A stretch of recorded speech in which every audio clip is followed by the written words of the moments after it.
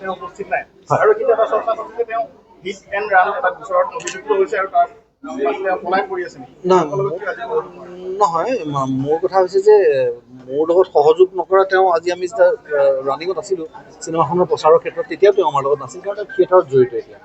গতিকে চলচ্চিত্ৰত কাম কৰাৰ পাছত তেওঁ থিয়েটাৰলৈ গ'ল, থিয়েটাৰত ব্যস্ত, আমাৰ লগত তেওঁ প্ৰচাৰৰ সময়তো নাছিলে।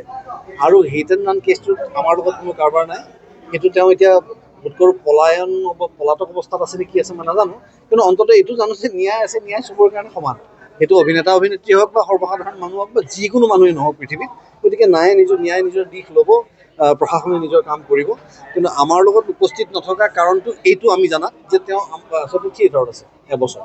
আজি তেওঁ ক'ৰবাত কিবা এটা হৈছে, এইটো ছ'চিয়েল মিডিয়াত মই শুনিছোঁ, এতিয়ালৈকে শুনিবলৈ পাইছোঁ। গতিকে ঈশ্বৰে তেওঁক সুমতি দিয়ক, কি ধৰণে তেওঁ আগবাঢ়িব লাগে আগবাঢ়ক।